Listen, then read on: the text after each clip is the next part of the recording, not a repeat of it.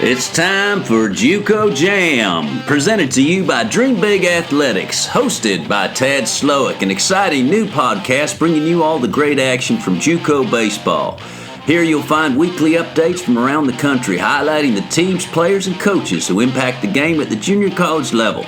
Everything you want to learn about JUCO baseball can be found here and on our website at dreambigathletics.com. There you'll find our weekly team rankings, the top player rankings headed into the spring, and all the news of what is happening in the game at the junior college level. On this show, you will have many guests, coaches, players who will give us insight on the day-to-day, behind-the-scenes working of junior college baseball. And now our host, Tad Slowick. Welcome, baseball fans, to the JUCO Jam podcast, brought to you by Dream Big Athletics. I'm your host, Tad Slowick, and I got a couple special guests with me today. Ed Trujillo, head baseball coach at Glendale Community College in Arizona, and right-handed pitcher Hayden King, also from Glendale Community College. So welcome, guys. Hope everything's going well. Hi, Tad. Thanks for having us. Good morning. Appreciate you talking to us today. No, it's good. The baseball season going full and strong right now. You guys are off to a great start, and looking forward to some big things here for the season. You've been, Ed, you've had a great journey here. Been at Glendale for 35 years, and tell us a little bit about that aspect of things, and about your love for junior college baseball. Yeah, great. Thanks. I'm an alumni guy. Played here in 1983 and 84. I got done playing here, and I went to Westmont College in Santa Barbara, California for 2 years, and started my coaching journey here at Glendale in 1988. I spent 28 years as an assistant coach under Dave Grant, and this is my 8th year as the head coach here at Glendale. This is a pretty special place for me. I love being here at Glendale. Well, that's great. I mean, spent your whole time basically besides the 2 years you were at Westmont in junior college baseball. You must have a passion for the junior college game, obviously. The ability for us junior college coaches to make a difference in these young men's lives right out of high school. I love the JUCO ranks because you can take a young man and mold that piece of clay into something special. We have the opportunity to develop them academically, athletically, socially, mentally, physically, and help them become better people in life, not just baseball players. So we want to help these guys get on their way in life and let them play baseball as long as they can. But if we develop them the right way and help them along, I think it's well worth our journey. And that's what I enjoy the most, is helping kids, and the good tough love and the soft love. That's a good combination of developing men. And we've had 29 father-son combinations here at Glendale in my time, so it's been a great experience for me. Yeah, no, that has to be special to see all that, the second generation and everything. It's got to be very pleasing for you to see that. And you spoke about the aspect of junior college, which I really enjoyed too. Not only are you developing them as players, but developing them as people, and helping them grow. Those years of transition right out of high school are real important growing years, and for someone to take their time and really be into what the kids are doing and making sure that they get on their way, it's a great thing. And the whole reason I enjoy the junior college level is the whole development process, and you're hitting both ends of it, not only on the baseball field, but in life in general. So that's got to be rewarding to you. Yeah, it sure is. Yeah, not only have you had success with these players, but you've also had success as a team. And you guys went to the World Series last year in Enid. Tell us a little bit about that journey and that experience. Well, that was an amazing experience for us, Tad. We We went to the World Series in 1991 and 2003, and we hadn't been back in 20 years. The last time we went, we were in Grand Junction. 91 was Grand Junction. 2003 was Middleton, Tennessee, and then last year was Enid. And it was a special trip for me, being the first time as a head coach to the World Series. But the whole experience of our group of kids being able to go to uh, the World Series in itself is an amazing experience. But our conference is a very, very, very tough conference. There's a lot of really good teams, good coaches, good players. So our journey to get to Enid started with a really good start last year. We came out the gates hot. We hit our D1 schedule, and we had a really successful time with the D1s. We were 4-10, and Yeah. we played really well against the D1s, and then the D2s. Right when we started the D2 second half of the year, we had a little situation with roster adjustment. We kind of cleaned house a little bit, and we made some adjustments with our roster, and our team chemistry became just amazing, and our guys were inseparable, and we finished the second half of the year much stronger. We had a great playoff series with Gateway, and then we go to the finals with Chandler Gilbert, have a good series with them, and go to Enid, and the experience for our young men to go to Enid and be around the host families and the town of Enid, and they throw on just a wonderful event, and to be recognized as one of the 10 best teams in the country was pretty special. And I look back to 1991 and the group of kids we had then and the group of kids we had last year.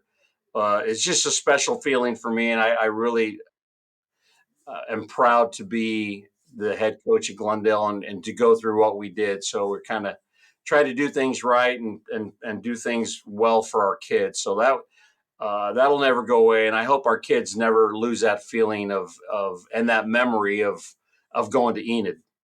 Well, it sounds like you had a little growth process yourself there, coaching wise. You had a little addition by subtraction, and those are things that, help us all grow in life in general, different experiences. And obviously you made a good call for the betterment of your team, because that's always the most important priority is the team and stuff. So, and then Agreed. obviously you guys play in one of the toughest conferences in the country.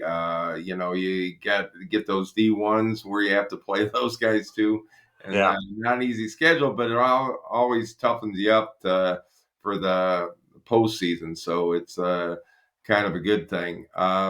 Let's get Hayden in here. Sure. Yeah. Let me get Hayden in. Hayden, you had a little bit of a different experience last year going to the World Series. Tell us about that experience and how it has made you grow this year for your success that you've had so far this season. Yeah, the journey for me was a little bit different last year. I was coming off of Tommy John surgery, and so I didn't technically get to play with the guys that last year, but I was around the guys doing my rehab and seeing how those guys meshed together and gelled together, and what it takes to make it there was key for me, and to be a part of that sophomore group this year now. We really see what it takes to get there, and we can help the younger kids understand that, and hopefully we can get back. Yeah, well, how has that kind of experience helped your maybe preparation going in this year? Obviously you had like a dual experience. Not only did your team go to the World Series, but you had some setbacks yourself, which, it's never easy being injured and trying to get back on the field. Tell us a little bit about some of the things that you learned during that process. Yeah, definitely had a major setback with the injury and all, but just prepare every day to win. Go out there and compete. We do a lot of good things over here at Glendale. We do a lot of training room stuff. We have a really good trainers and coaches that help us prepare with scouting reports, and we look over stats and just like little things to what certain teams like to do, and how could we use that to our advantage. And we practice a lot of those things leading up to games, and just everyone being on the same page is key. And just making sure that nobody is confused or not aware of what might happen. So preparing as a whole team is really what I think the difference has been. Well, that's great. Obviously, you've had some success so far this year. You come out and threw the ball real well so far. Is there anything like personally, any kind of rituals or pregame things that you do music wise or food wise, or is there anything you do to kind of get yourself in the right frame of mind to go out and pitch a game? I don't like to get too superstitious when I'm going out there. It's the same game I've been playing since I've been 5 years old. Go out there and have a game plan to attack and get on the same page as my catcher. We have a extremely good catcher who takes a lot of stress off the pitchers. So getting on the same page with him and the coaches, and just knowing what we want to attack with and how my stuff that day is going to be successful to give us the best chance to win. Well, I think you said an important aspect of pitching right there is attacking. I see too many guys with good stuff, picking around the edges and not attacking hitters. And, the only way to be successful against hitters is to go right after them with your best stuff. And sometimes it's not going to work out.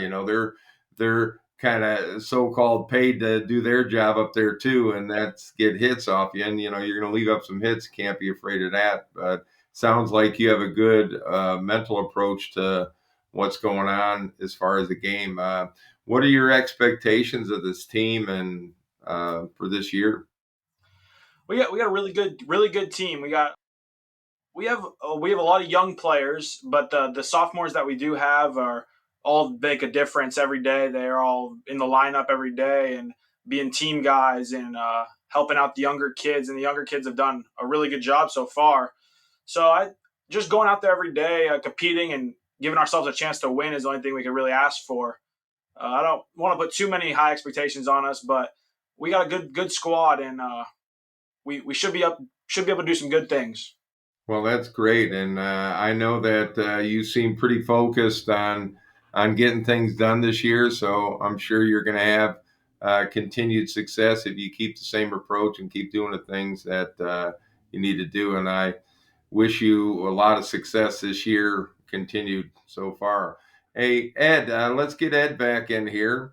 I appreciate that. Thank you. Appreciate it. Okay. And Ed, in today's rankings, I don't think I've sent them out yet, but we got you ranked 8th. We got Madison ranked 9th. We got two of the top 10 powers going at it tomorrow. And what are your expectations of that game, first of all, and then your expectations of the rest of the season? Well, I appreciate the plug for us in Madison. I really enjoy competing against Mike. He's a good dude, and they've been coming to Phoenix for a lot of years, and they always bring a good club. I think there's probably about 40 feet of snow back home, and they come out here, and, it's their first time getting out in the sun, and it's 72 degrees right now in Phoenix. It's beautiful. They'll come out here, and they'll give us a good fight. They came into Phoenix last year, number 2 in the country, and little old Glendale put it to them twice, and then we got him in the World Series last year. So it was a great conversation with Mike at the World Series, and every year we have a standing date, and it's fun to just see them, and they compete, and they play hard, and they got a great program, and I enjoy that competition. And it's like Madison's like one of the teams in our conference. It's like every day show up, play hard, got good players, good coaching, a lot of respect for their program. So my expectations for my club is just, we've got a lot of really good sophomore leaders, kind of like what you just talked to Hayden, and we just got to get everybody on board to just make sure we're competing, and the rest of it will take care of itself. These kids are very competitive. They want to win. They want to play hard, and my expectation is just show up every day and give them the best I got, and hopefully they give me the best they got. We'll see what happens. Yeah, well, I had one. We had one of those phantom days. I'm up north here, close to Madison, not too far away, a couple hours away, up in Chicago area, and we got that phantom day when it was like 60 degrees out here, and I got a chance to see Mike's team play early on, and I had talked to him and said I had spoken with you, and he likes the rivalry too. He knows that your team's going to come at him hard and play hard, and I think he wants a little payback from last year. So he's got a good club again, just like you guys have. So I'm looking for a great battle. So it's a lot of fun, and that's what is great. I'm sure you have a lot of rivalries out there in your conference alone, even against the D1 schools. So it's always nice to have another rival from up north. It kind of gets your juices flowing, and anything to get the team's juices flowing, it's not a bad thing. So Yeah, you're right, and they'll come here and they'll give us everything they got, and it'll help us prepare for next week and this tough conference we're in. But yeah, I mean, you do such a great job covering the JUCOs, and we can't thank you enough. You're in the know. You know what's going on. You cover this industry pretty well, and we respect what you're doing, Tad. But I like the fact that you've kind of created this little Madison Glendale thing, and it's great. yeah, It's healthy. I love it. It's awesome. I don't mind stoking the fires a little bit. I love to see good baseball. That's all I do. Yeah, and I've really enjoyed my journey through the junior college ranks. I mean, people don't realize the quality of baseball that goes on here. These players have so much talent, and obviously it's up to you and Mike and the other coaches to get the most out of them and send them to the next level, or even just send them on to do good things in their life, like you talked about earlier. Agreed. Yeah. Yeah. So it's always a pleasure to visit with the guys who've been around the block a little more. Even though I scouted junior college baseball when I was with the Astros for 22 years, it's still, a little new to me, and, you guys make it easy for me. So it's a good match, good partnership. So, well, I think you got good things ahead for you this year, and Hayden seems pretty confident to keep him going. And I look forward to see what you guys can do not only tomorrow against Madison, but the rest of the season. It's always a pleasure talking junior college baseball with you, Ed, and we'll have you back on maybe later in the year. Well, Tad, thanks so much. I'm gonna ride the big horse as long as I can ride him. So we'll give him everything we got tomorrow, and I appreciate your time. It's a great opportunity to talk to you and appreciate what you do for us, because our level of baseball is pretty special. It's very, very competitive. It's very it's just a great experience to help young men, and with you, what you do for us it makes it better for us. But I can't thank you enough, and appreciate your time. Well, that's great. And well, that wraps up another episode of the JUCO Jam podcast. Again, we had Ed Trujillo and Hayden King from Glendale. We wish you guys all the best during the year, and you guys have a great day and a great game tomorrow. All right, Tad. Thanks so much. All right, take care. Bye-bye. You've been listening to JUCO Jam. For all your junior college needs, go to dreambigathletics.com and make sure to tune in to next week's episode of JUCO Jam.